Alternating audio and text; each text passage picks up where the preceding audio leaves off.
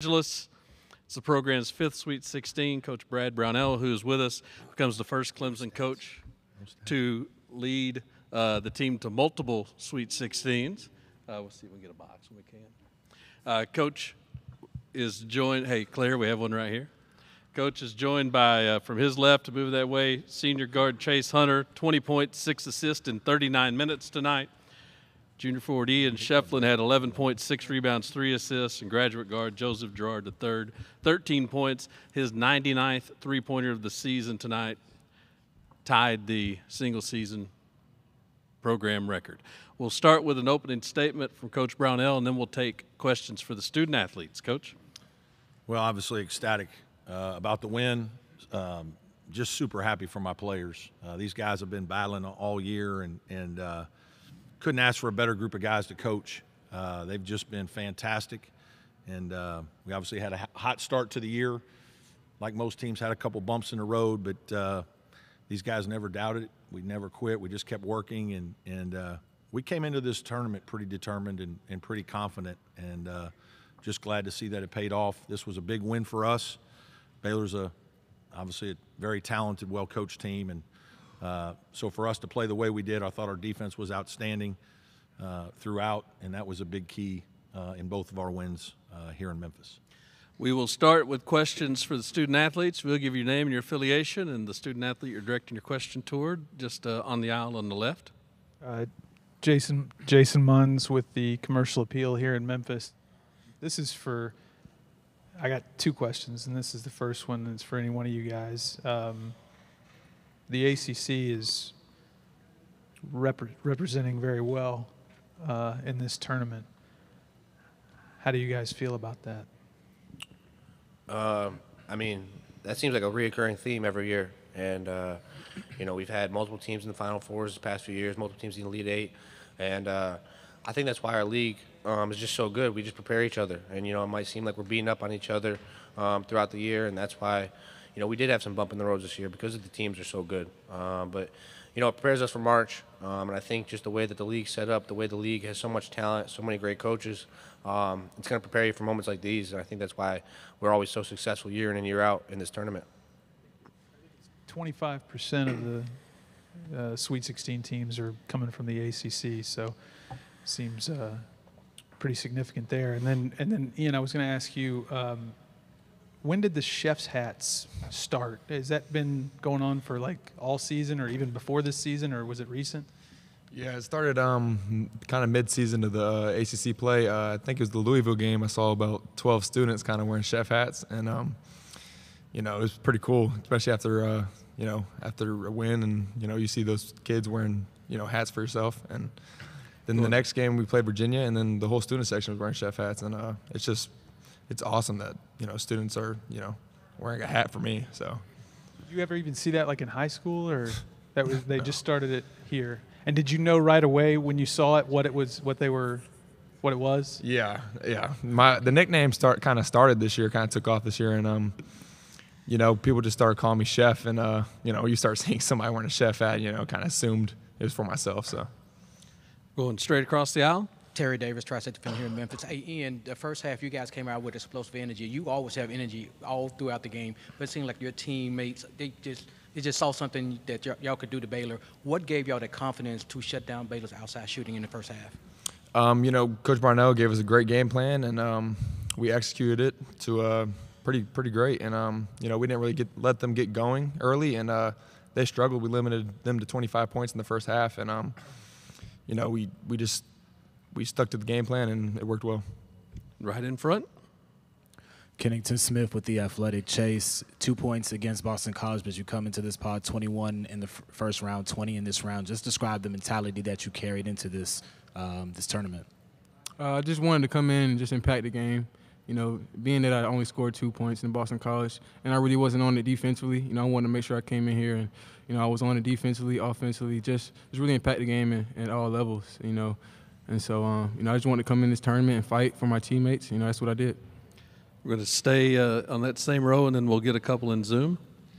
John Blau with the Post and Courier. Chase, what do you think you guys learned during the season? Obviously, you had some late leads that you let up. Do you feel like going through those situations kind of taught you guys something that you kind of held on to here? Yeah, it definitely did. I think as a leader on this team, and us three being leaders on this team, we got in huddles and we just made sure we got stops. Made sure we got baskets when we needed them. And there were times this game where they started coming back, but we just made sure we got a stop when we needed it. And that's what helped us prevail today. We'll go to the Zoom. Dan, go ahead. Your question for student athletes. Dan Tortora, wakeupcalldt.com. This one's for Joe. Joe, you made the decision to spend your last season elsewhere. You went off to Clemson, and now you're heading to the Sweet 16. Just what this entire experience has meant to you. You guys aren't done, but this team has embraced you. You've gotten to 2,000 points. You've got 99 threes now, I think, this season. Just what you can say about this entire run and the continuation of it. Yeah, I mean, first and foremost, it's all the credit goes to the coaches and the players that are here. Because like you said, I'm a 4-year guy at another school. I played against them for 4 years. Took a bunch of shots, and, they didn't have to, welcome me with all these open arms like they did. And, these guys have been great. And Coach Brownell, I tell the story. When him and Coach Nolan came to my house for an in-home visit, they were bragging about the locker room, talking about how great these guys are, how close they are, and you kind of hear that everywhere. But I didn't really understand what it really meant until I got on my visit at Clemson. I saw it. These guys are a brotherhood, and it was something I wanted to be a part of, and something that just makes this so exciting and so special, and honestly makes it a lot easier when you have a group of guys like this that welcome guys with open arms and just play together and play for each other. It makes these runs that more special. Stay in the Zoom. Darian, go ahead with your question for student athletes. This is for any of you guys. I'm just curious, how did you guys maintain your composure as Baylor was mounting a comeback, cutting the lead to 2? How did you guys kind of maintain your composure to finish this one through? Chase? Yeah, like I said earlier, I think it was just, making sure we got big baskets when we needed them, getting big stops when we needed them. We knew that they were a great team. They were going to go on runs. They got great players just like we do. But, as leaders of this team, we just made sure we got in the huddles, made sure we got stops, and, made big baskets when we needed them. We're going to our left. Bailey with the Associated Press. Ian, can you talk about the shot over your head and how that came about? He kind of reached in, kind of hit me in the face, and I really didn't know. I just wanted to get a shot up and try to draw a foul, and I was on the ground, looked up, and it went in. If I took that 10 more times, I don't know if I make it, but it went in when it mattered. So down here on the front. Ian, PJ has been in foul trouble like in both of these games. You guys got to the Sweet 16. What does it say about this team that you can be without PJ for long stretches of time and win 2 games like this? Yeah, one of our strengths is the depth of our team, and we got guys off the bench that can fill anyone's role. And RJ was big today. You saw he knocked down some big free throws, and we got a lot of guys that can go. So to the far right. Chase, your shot at the end of the first half, what did that just do for mindset going into the break? And are you going to try and claim that was better than behind your back, or are you going to give that one up? No, Ian's was definitely better. I get that one to him. But, it was definitely a spark for us going into half, to get that 10-point lead going into half and then just get that momentum on our side. It was big. I would say it was definitely a lucky shot. It was definitely lucky. But, it was a great shot at the end of the day, but it gave us some momentum going in the half, and we came out and kept our foot on the necks. Any others for student athletes? Okay, we're going to go to our far left, guys. How y'all doing? This is Jalen Gray from University of Memphis. My question for Joseph Girard is how you pronounce it? Yes, sir. Joseph Girard. What drives you as an athlete, student athlete? Just winning, honestly. As a competitor, I grew up with a big family, graduated with 12 cousins, and everything we did was a competition. And I wanted to beat them in everything I did, whether it was getting my paper done first or beating them in backyard basketball. So I just give them a lot of credit for instilling the will to win in me. And as an athlete, that's kind of what keeps me going is, winning games like this, being in environments like this, getting to experience things with my brothers, my teammates, all that kind of stuff is the memories that I'll have for a lifetime. And I think that's what drives me as an athlete. Okay, guys, we'll let you go back to the locker room. Congratulations on reaching the Sweet 16. Way to go. You will raise your hand in the room. We'll start with questions for Coach Brownell. Let's come down to the front row on both sides. And we'll start, Coach, just the front row on our left. Go ahead. Matt Mosley, ESPN Central Texas. Brad, how were you able to shut off Messi down low? You had a lot of success against him. What were you doing to kind of pack it in down there and keep him away from the rim? Yeah, he's a unique player. He's not a traditional kind of back-to-the-basket guy, so you're not guarding interior screening or a million duck-ins. It's more pick-and-roll sealing and late lobs. And I thought we had some good backside action in terms of chipping and not to get too much detail, but just, not letting him get to the rim without being bumped. And, it's hard because they put so much pressure on you with ball screen action that your big is involved in the ball screen. But I just thought our guys did a really nice job of fighting over the screen, chase most of the time, so we didn't need a lot of help from our post player or as much, and then our post player could concentrate on him. Just across the aisle. Terry Davis, Tri-State defender. Coach, your first trip to Memphis didn't leave a good mark in your Memphis, but your second trip going to leave some lifelong memories. Yeah. How special is it to leave here with this win and to coach these guys for at least another week? Yeah, that's the part that is, I love this team. They're just, they're really good players, but they're better people. Really proud of the culture we have in our program, outstanding students. We do things the right way, and these guys are, they're just fantastic to be around. So, the hard part now, you saw the Baylor kids. I'm sure Scott feels the same way about his kids, and you just get so attached. You love them, and when the season ends, you're not going to coach some of them, so it's hard. So to be able to spend another week with them is fantastic. And then, our team was one of the last two teams probably left out of the tournament last year, and that's heartbreaking. And so some of these guys, you want it so bad for them, and you talk to them about it all year, and now they're realizing why this is such a significant tournament and what it's going to mean for them for the rest of their lives. We're going to spend the next couple just crisscrossing the aisle. Coach, to the left. Jason Munn's Commercial Appeal. Just wanted to get your take on the way the ACC has performed in this tournament. Yeah, I'm not surprised. I think we have a terrific league. I've been outspoken about disagreeing with some of the metrics and how the way teams are judged. I don't know the best way to do it. I don't have the answers, but I know this, that I just know I've been in the ACC for 14 years. I've been here a long time. I'm probably outspoken now because Coach K and Roy Williams and Rick Pitino and Jim Boeheim and Mike Bray, and I've coached against Hall of Famers, and we're all kind of like, there was a lot of new young guys now, and you got to hold up the banner of your league a little bit, and I know the quality of play. I've been doing this for a long time, been a head coach for 22 years, so I know when I'm playing against good teams, well-coached teams, and so I'm not surprised in the least that our teams are doing so well. I'm happy for our league. I've talked about we need to figure out better ways to do it. I don't think it's easy to do. I respect the committee and know how hard it is. But, I've said that Pitt and Wake Forest are both unbelievably talented teams, well-coached teams that could easily be Sweet 16 teams as well. So, again, I'm really happy for the league, and hope that we can all continue to move forward and be successful. All right, just down front here. Kennington Smith with The Athletic. From the late season skid to getting to this point at the Sweet 16, how would you just characterize how the team was able to kind of flush that and recreate some momentum in this Memphis pod? I said this before the tournament, that we aren't playing as bad as everybody thinks we are, and that's why everybody picked us to lose. You got to dig a little deeper.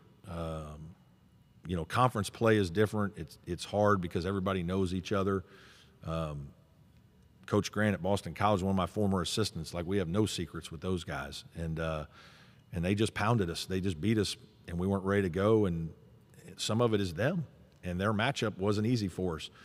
But, the Wake Forest game, we played really well and lost against a good team at their place who lost one game. So we were confident. We didn't feel like we were on a skid. In fact, I think we won 6 or 7 games in the month of February. So, we had a quiet confidence about us coming here. The loss probably helped a little bit because it allowed me to get their attention. After losing like that, they were embarrassed, disappointed, and we had some very challenging practices on Saturday and Sunday leading into the tournament. And, you know, from that, I think our team just played very well. It was kind of nice to play some guys that you haven't seen, much like the non-conference where we had a lot of success. Okay, we're inside our final 5 minutes. We're going to stay in front before going back to our left. John Blau with the Post and Courier. Brad, I think I heard you say to someone on the scorer's table after PJ fouled out, this is some crazy stuff Yeah, that's the been last happening. few minutes. I mean, how tense was that coaching Hard. that last minute? Yeah, I mean, I love PJ Hall. He's one of my all-time favorites. And to be honest with you, I was too hard on him today, and I didn't help him play as well as he can play. I've been very demanding with him throughout his career. We have a very special relationship.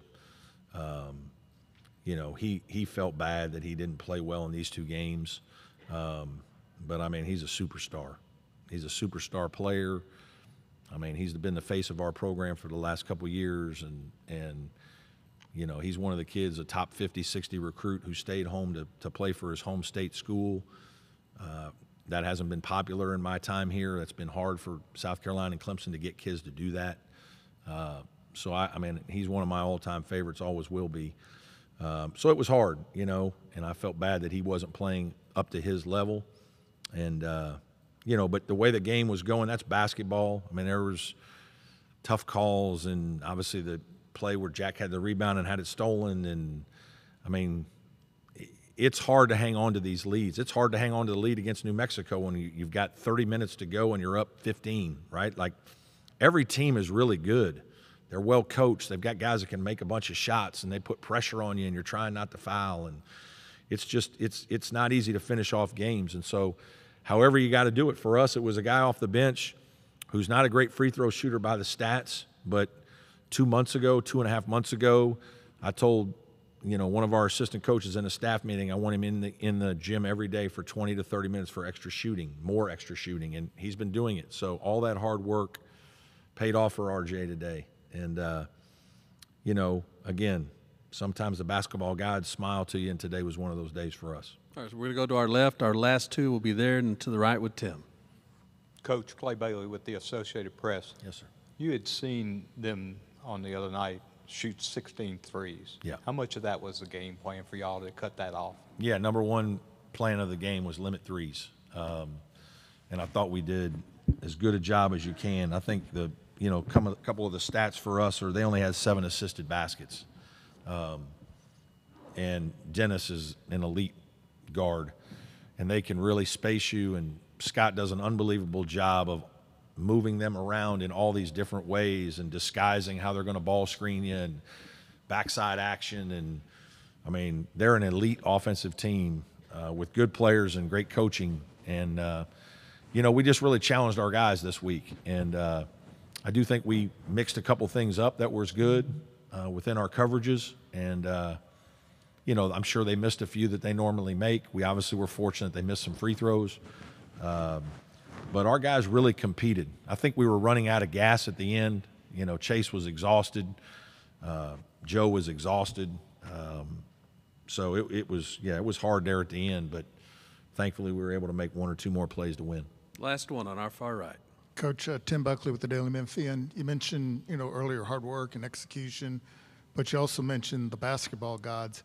When you talk about that shot kind of behind the back, how much do you just accept a little luck and realize it's going to take a little luck too? We've had I don't know, 3 or 4 one-point losses where, you know, Jack Clark against Virginia that far. I mean, if it hits the back of the iron, you know, DJ Horn made a late one against us, and Chase gets blocked at the rim where he's at the buzzer. I mean, a tip in where both my guys are tipping it, and you know, so we've had our share go the other way. Today, things work for us, and sometimes that's why basketball can be a cruel game. It's hard. I've got a lot of friends on the football staff at Clemson, and very few of them want to change positions with me. One of them's wife early on and lives across the street. My wife was walking to get the mail, And she's like, there's no way. I could never be married to a basketball coach. Like, the games are too stressful. Every game comes down to the last 2 minutes. And the coach said, yeah, you guys got to inbound the ball like 50 times in a basketball game, and people don't realize how hard that is with the athletes out on the floor. And so basketball is going to have ups and downs, quick turns. You know, you got to be strong to survive it. Coach, thank you for your time. Hey, Good luck thank in you. LA. Go Tigers. Thank you so much.